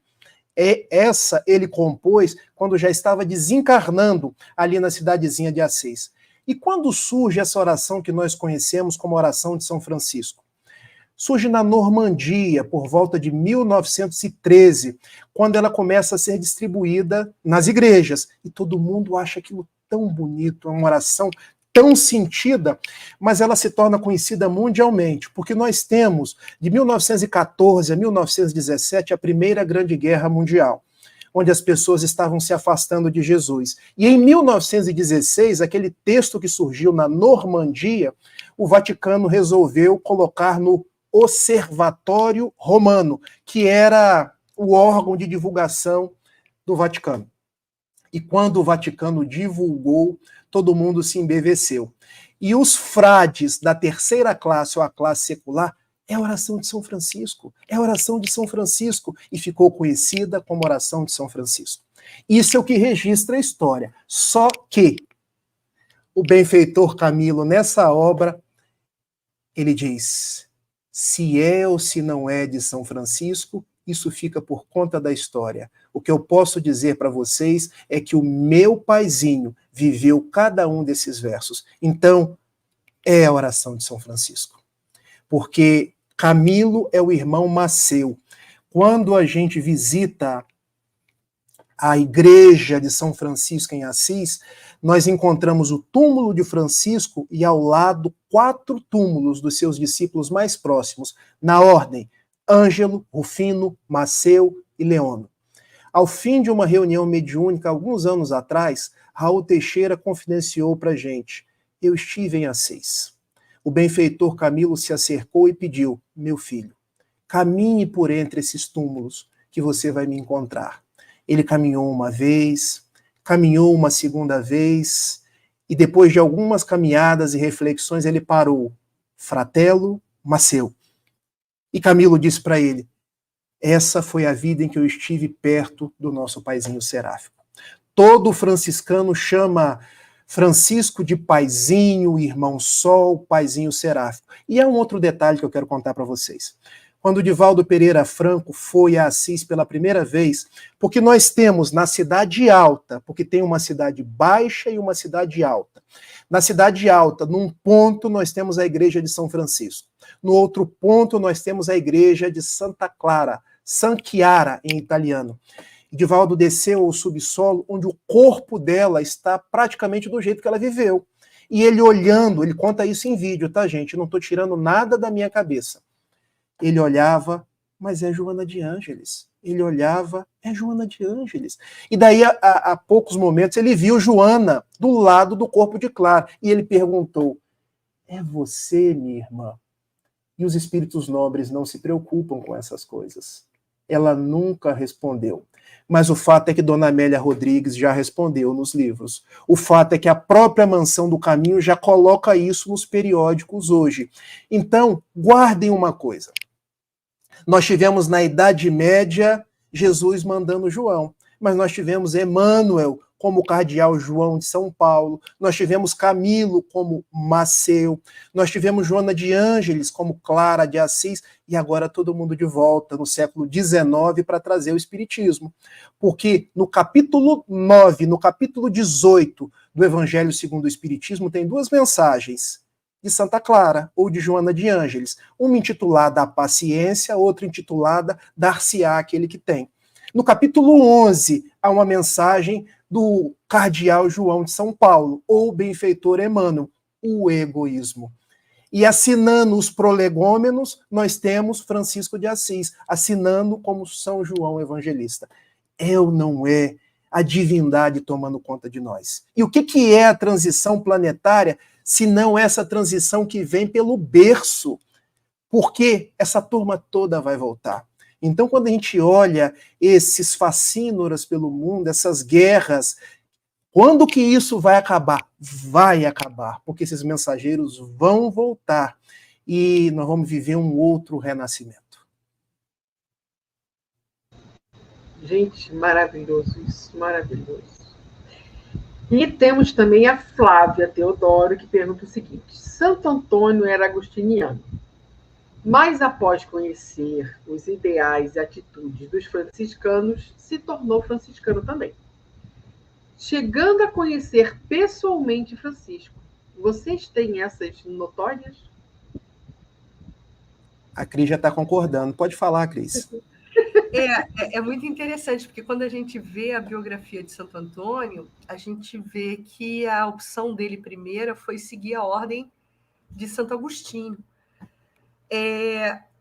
E ele fala isso, né, narra isso em um dos livros de biografia histórica mesmo, que eu li, inclusive, de uma publicação católica, que ele, ao perceber um grupo de franciscanos caminhando ao largo do local onde ele se encontrava, ele sentiu intimamente uma identificação tão forte, uma identificação tão grande com aquele comportamento, com aquela vibração, que ele resolve seguir os franciscanos e deixar a ordem dos agostinianos.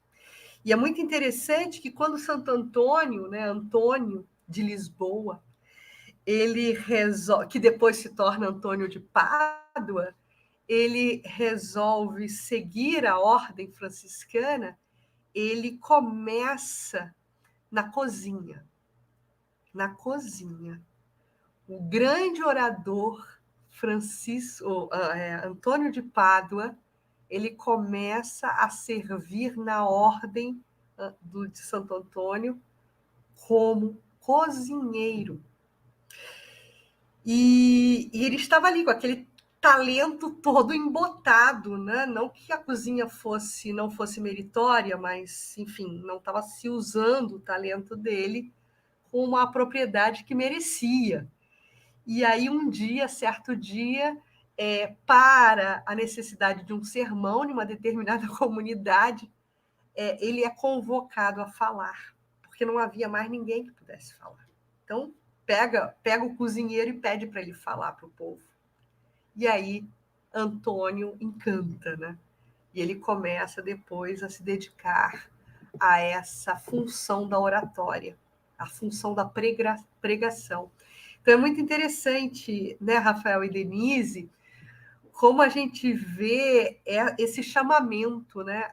Realmente, Flávia tem toda a razão. Santo Antônio, ele recebe esse chamamento e encontra afinidade com um grupo franciscano e se torna um.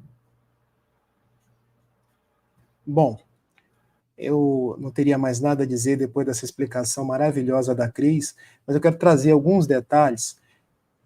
Santo Antônio, ele não nasceu com o nome de Santo Antônio. O nome dele era Fernando. E alguns dizem que era Fernando de Bulhões, nascido em Lisboa. Então, Fernando de Lisboa. Depois é que ele se torna Antônio de Lisboa. Ele era um santo reverenciado em Portugal. Depois ele vai para a Itália. E na Itália, de Santo Antônio de Lisboa, ele se transforma em Santo Antônio de Pádua. Porque em Pádua ele começa seu ministério, como a Cris muito bem narrou, falando. Diz que um dos maiores oradores que a humanidade já conheceu. Eu tive a oportunidade de visitar a igreja de Pádua, onde eles têm, inclusive, bom, se está a língua dele ou não lá dentro, mas tem uma relíquia com uma língua dele para relembrar a oratória dele. E era uma verve encantadora, falando dos problemas da época. Aquela época tinha muitos comerciantes ricos, tinha muita usura, então ele foi alguém que trouxe essa vivência da fraternidade. E ele era agostiniano, ele conheceu Francisco e os franciscanos. Parece que foi um encontro de almas, porque depois de conhecer Francisco, já não era mais Antônio de Pádua, de Lisboa, mas era um Antônio franciscano.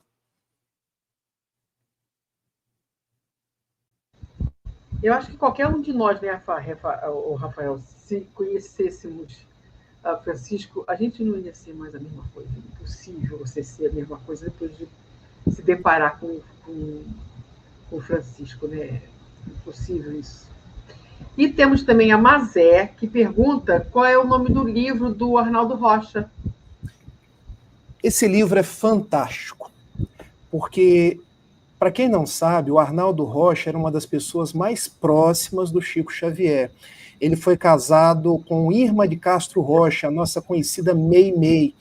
E Chico chamava ele de Naldinho, ele participava das reuniões mediúnicas, então ele narra muitas confidências para Carlos Alberto Braga, que traz nesse livro. Então, quem puder adquirir, quem quiser ler, Chico Diálogos e Recordações, Carlos Alberto Braga, trazendo a memória do seu Arnaldo Rocha, que Chico chamava de Naldinho.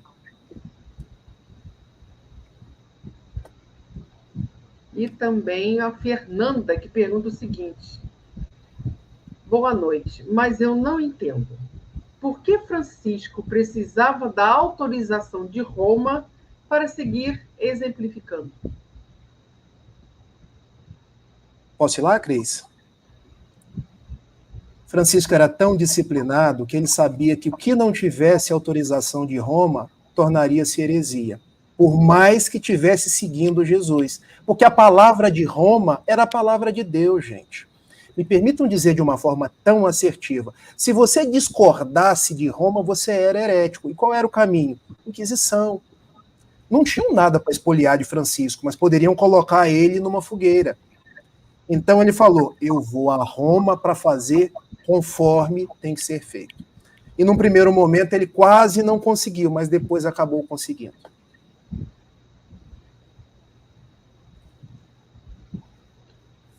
E o Cosme Ferreira diz o seguinte: João Evangelista reencarna como Francisco de Assis. Como entender um apóstolo de Cristo indo para a guerra? Quer ir, Cris? É só recuperar aquela ideia que a gente lançou mais à frente, um pouco lá atrás, né? Quando o Rafael começava a desdobrar a fala dele. A gente tem que entender o quadrante cultural daquela época. Francisco, quando jovem, ele tinha os mesmos arroubos da mocidade de qualquer outro jovem, né? São os apelos da carne. Por mais que ele tenha sido, né, a reencarnação de João, ele ainda não havia despertado para a sua magnitude espiritual. Então, ele seguia a tendência da carne, não só seguia a tendência da carne, com aqueles arroubos de juventude, né? Como também, de uma certa forma, ele se coadunava com a cultura da época. O grande traço de caráter de um bom jovem, de uma família de posses, como era a família de Francisco, de Giovanni, era justamente o fato de se colocar como cavaleiro numa guerra, né, em nome da sua localidade, em nome do seu condado.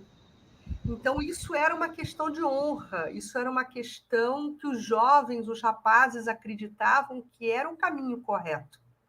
Era o melhor que poderia se fazer naquele momento, quando estavam se travando batalhas entre os núcleos, né, sociais, as cidades, os condados. Então, Francisco se entrega a esse arrobo de juventude né? E depois ele deixa de ser cavaleiro para ser mensageiro, como a gente colocou, né, no nosso vídeo de sensibilização.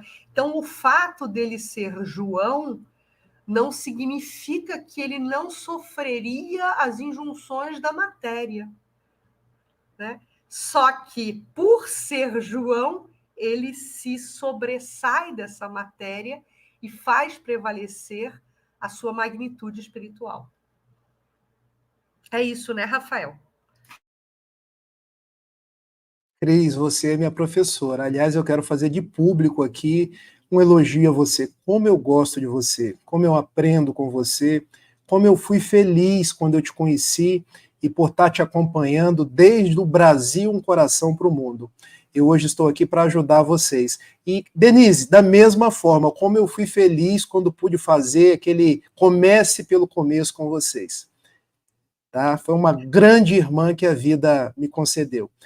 Existem 3 caminhos que a gente poderia responder o Cosme. A Cris já praticamente falou tudo, eu choveria no molhado. João Evangelista reencarna com Francisco de Assis. Como entender um apóstolo de Cristo indo para a guerra? Primeira resposta. Quando a gente vai analisar um dado histórico, existe um erro que a gente comete muitas vezes chamado anacronismo. O que é o anacronismo? Eu, com o olhar de hoje, com as minhas reflexões de hoje, tentar entender um fato que ocorreu no século XII. Porque a cultura da época era essa. A cultura que viveu o apóstolo Paulo permitiu que ele escrevesse determinadas coisas que aparentemente podem nos chocar. Mas a gente tem que buscar a essência. Tem que buscar o que ele realmente quis passar para nós. Então, o anacronismo seria um primeiro obstáculo a ser transposto. O segundo obstáculo a ser transposto, nós ainda não nos damos conta de como esse corpo de carne é pesado. Gente, nós estamos num mundo de provas e expiações. Das 5 categorias de mundo trazidas por Kardec, lá no Evangelho segundo o Espiritismo, no capítulo 3º, nós somos o segundo, ou seja, o corpo que nós formatamos, de acordo com a evolução do planeta, é pesado. Há uma imagem do escafandro, ou seja, quando você entra num escafandro para mergulhar, você não consegue se mexer, você nem pensa direito. A sua grande preocupação é respirar. Aí, às vezes, te pergunto, o que você viu lá embaixo? Nossa, estava tão pesada aquela roupa que eu só queria saber de respirar e saber da hora de eu voltar. Então, a gente tem que tomar em conta que o corpo, muitas vezes, embrutece mesmo os caracteres mais sutis. E não foi diferente com João. Não foi diferente com vários outros espíritos que a gente poderia colocar aqui agora. E há um terceiro aspecto. Quando a gente pega a biografia de João Evangelista, como ele era chamado por Jesus? Ele e o irmão Tiago, os Boanerges, que quer dizer os filhos do trovão. Então Francisco era amor, mas de vez em quando era trovoada. Conta o evangelho que uma vez Jesus não foi recebido na Samaria, mestre, faz cair fogo do céu sobre aquele povo. E Jesus, mas eu não vim para isso. A minha mensagem é a mensagem do amor. A minha mensagem é a mensagem da concórdia. Então vejam, mesmo o espírito do cabedal de João ainda trazia o Boanerges dentro dele. Então a gente tem que analisar sobre todo esse contexto para entender que João, quando ele despertou, ele conseguiu traduzir na excelsitude do amor de Francisco o João que seguiu Jesus, mesmo no auge da cruz. João tirou na conjuntura Francisco, não o escafandro, mas ele tirou a armadura medieval. Ele tirou a armadura medieval, né? Sim. Aliás, ele tirou tudo, né, Cris? Porque ele tirou a armadura, ele tirou a roupa, ele se despiu por completo. Exatamente. E quando a gente olha aquela cena, muitos de nós, então eu tenho que me despir.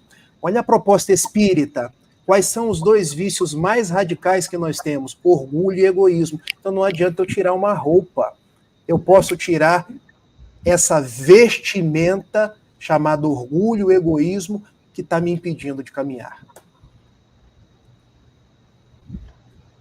E o Nicolas pergunta, Camilo o quê? O sobrenome.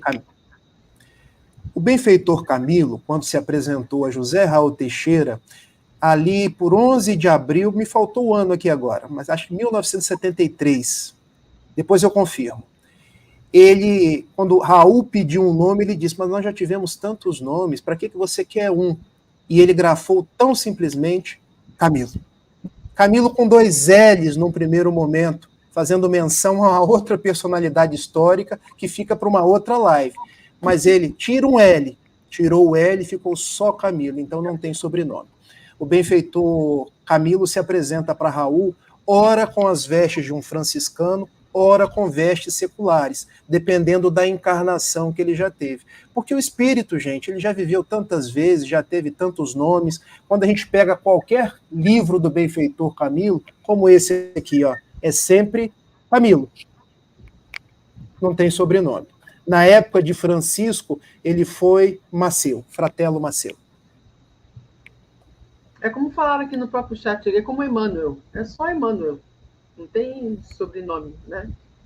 É. E a Adriana, ela faz o seguinte questionamento, mas acho que você já respondeu. Boa noite. Já ouvi informações de que a oração de São Francisco foi escrita anos após a sua desencarnação. Como se deu a confirmação, a relação da oração a Francisco de Assis? Mas acho que você já explicou isso, né, Rafael? Já. Nós não temos registros históricos, Adriana, de que a oração tenha sido escrita por Francisco de Assis. Alguns historiadores colocam nos mais variados períodos de tempo, até porque catalogar a história é difícil. Existe como referência esse livro aqui, que a Cris deve conhecer, Francisco Sol de Assis, que é de um grande amigo aqui do Rio de Janeiro, César Braga Said, que ele escreveu junto com o Divaldo, onde ele narra que essa oração surgiu na Normandia em 1913 e começou a ser espalhada pelo Vaticano em 1916 por ocasião da Primeira Guerra. Só que o benfeitor Camilo, nesse outro livro aqui, ele diz, sendo ou não sendo de Francisco, ele viveu essa oração. Então nós podemos dizer que a oração é dele.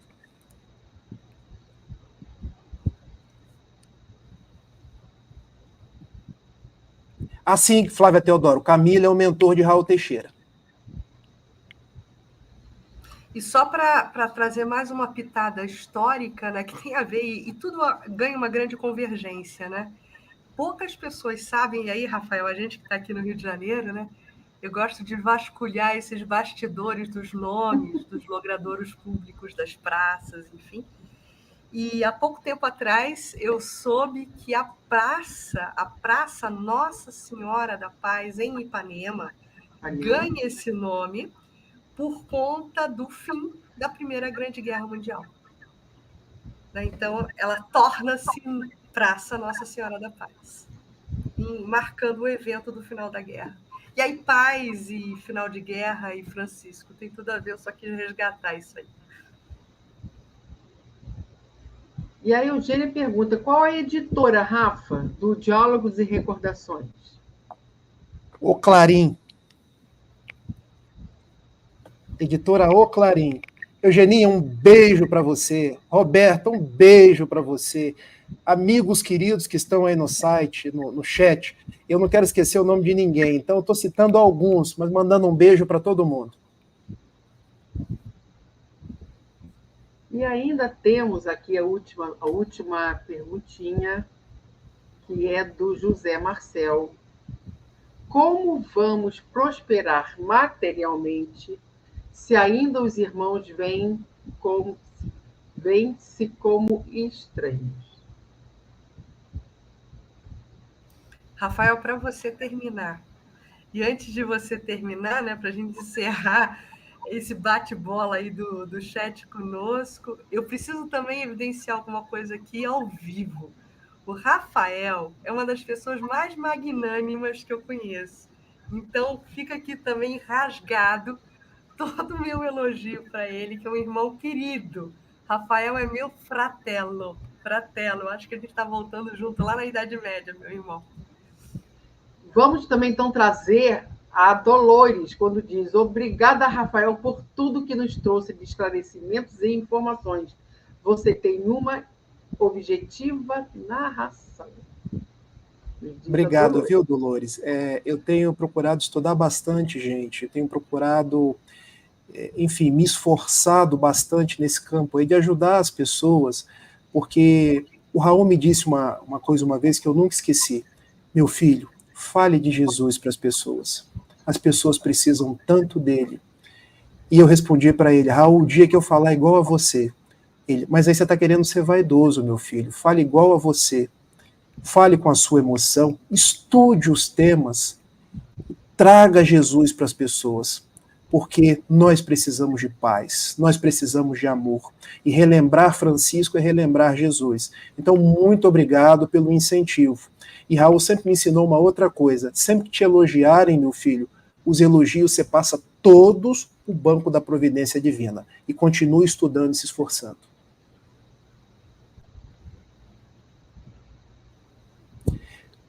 Como vamos prosperar materialmente se ainda os irmãos veem-se como estranhos? Denise, eu fiz uma oração, se você puder deixar eu terminar com ela. Eu escrevi uma oração no dia de São Francisco. José Marcel, essa é a luta nossa de todos os dias. Todos os dias, quando a gente acorda e faz a nossa prece pela manhã, a gente tem que pensar como eu vou ver Jesus no outro, porque o outro é meu irmão. Não se preocupe com as outras pessoas. Não se preocupe se os outros ainda estão fazendo guerra, se os outros ainda estão odiando, porque o problema está com eles. Mas se preocupe com você. Nos preocupemos conosco mesmo. Será que hoje eu já estou conseguindo amar mais? Será que hoje eu já estou conseguindo estender mais o braço? Será que hoje eu já estou conseguindo abraçar mais as pessoas, deixar de brigar por coisas tão simples, construir mais pontes ao invés de muros?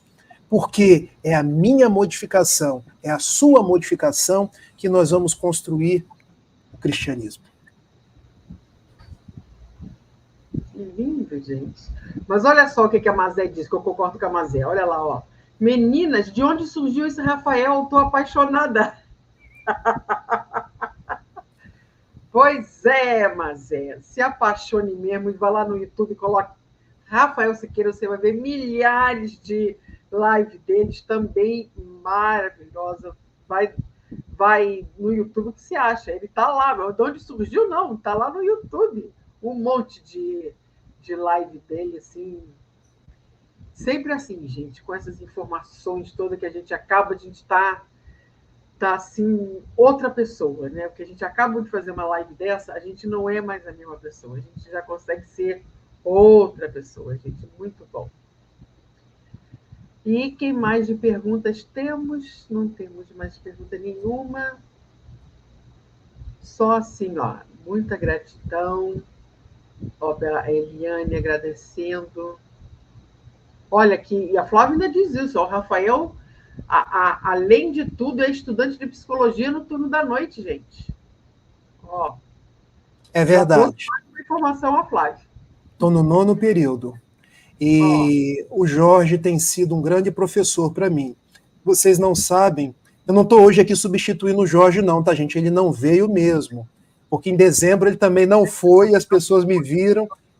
Mas o Jorge, eu chamo o Jorge por pai, porque o que o Jorge faz por cada um de nós, por mim, pelo Gustavo, pelo Vitor Hugo, pela Nina, um caráter formador, um caráter de incentivar o estudo, e isso é muito bom, porque nós não temos os oradores espíritas seminários, nós não temos ninguém que fique nos ensinando, fale desse jeito, fale daquele jeito. Então o Jorge para e nos ensina. Meu filho, que tal ir por aqui? Que tal agir dessa forma?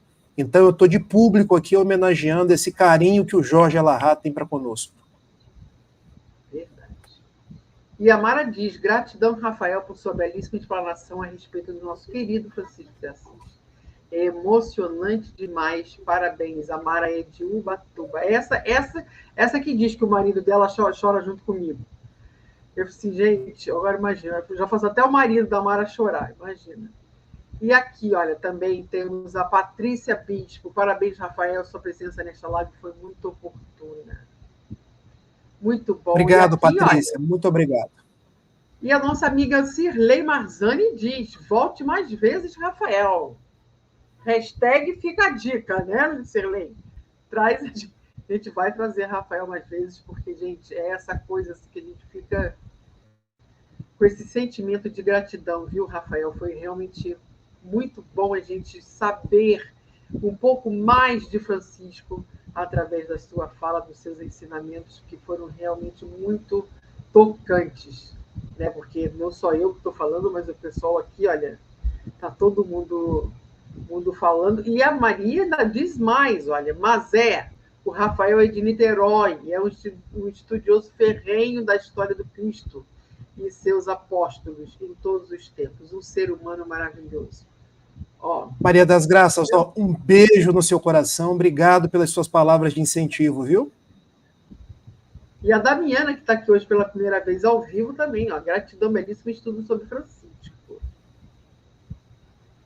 Gente, pelo andar da hora, nós já estamos no nosso momento, infelizmente, de encerrar, coisa que a gente não gostaria nunca de fazer, embora todo mundo sempre peça viradão, quem sabe, de repente, esse ano, né, Cris, a gente faça algum viradão, mas, por enquanto, nós vamos encerrando nossa live aqui, lembrando que nós retornaremos agora no dia 23 de janeiro, com o capítulo 19 da obra A Caminho da Luz. Então, nós aguardamos todos vocês aqui no dia 23, como diz o Elahá, se assim Deus permitir. Cris, obrigada mais uma vez pela vinheta maravilhosa, por esse vídeo de Francisco também, que nos tocou profundamente. E, Rafael, seja sempre bem-vindo. Você vai voltar novamente outras vezes, com toda certeza. E queremos mais uma vez agradecer a sua participação, a sua belíssima participação nessa nossa live de hoje, falando sobre Francisco e Clara. Podem ter certeza que sou eu que agradeço. No último dia 3 de outubro, eu andava pela praia aqui em Niterói e comecei a me lembrar de Francisco. E a emoção foi brotando e eu resolvi escrever. Então, me perdoem, mas a gente chama Francisco de pai. É uma forma como os franciscanos chamam Francisco. Meu pai Francisco, que saudades daqueles dias longínquos. Nós não tínhamos nada, mas tínhamos uns aos outros e, sobretudo, tínhamos a Jesus. Hoje as pessoas precisam de tantas coisas, brigam por tantas mesquinharias e esquecem-se do amor, que permanece invisível aos olhos materiais. Eras para nós um exemplo, um verdadeiro pai espiritual, que ainda hoje te pedimos, olhai por todos nós.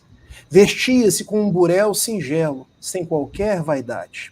Comias bem pouquinho, a fim de que nada faltasse aos irmãos. Ensina-nos a viver, meu Pai. Nós te vimos cuidar de crianças, pobres e leprosos, e quem beijava as feridas. Mas 8 séculos depois, ainda não aprendemos a nobre arte de servir, sem esperar nada em troca. Quando chamavas a todos de irmãos, era do amor que você falava e exemplificava. Contudo, ainda hoje o nosso amor é condicional, pois apenas voltado àqueles que pensam e agem como nós. Nós te vimos conversar com o sultão muçulmano, falando de Jesus como príncipe da paz. Hoje, meu pai Francisco, o nome do Cristo permanece nos nossos lábios de fel, com espírito de seita, mas ainda tão longe do nosso coração. Volta, meu pai, para que as flores de Assis possam perfumar o mundo de novas esperanças. Vem cantar de novo Jesus, pois os nossos corações precisam dele. O mundo encontra-se em uma grande invernia, com lobos rapaces uivando por todos os lados. Mas você, meu pai, amansou o lobo de Gúbio e fez nascer a mais bela rosa por sobre a neve. Quando hoje o mundo se encontra em uma cruzada de irmãos contra irmãos, nós nos lembramos de ti, que quando espocavam as cruzadas dos reis católicos a serviço do Papa, você nos ensinou a orar, pedindo a Jesus, fizesse de nós instrumentos da paz. Volta, paizinho seráfico, e mostra-nos novamente os caminhos da Galileia, do lago de Genezaré e daquele Jesus incomparável, do qual tu fostes o mais perfeito êmulo. Fica conosco uma vez mais, envolvendo-nos em vibrações de paz e bem.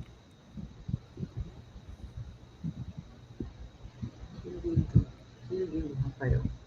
Gente, depois disso não temos mais o que dizer, a não ser ficar com toda essa emoção, para que a gente possa ter uma semana abençoada e retornar no dia 23.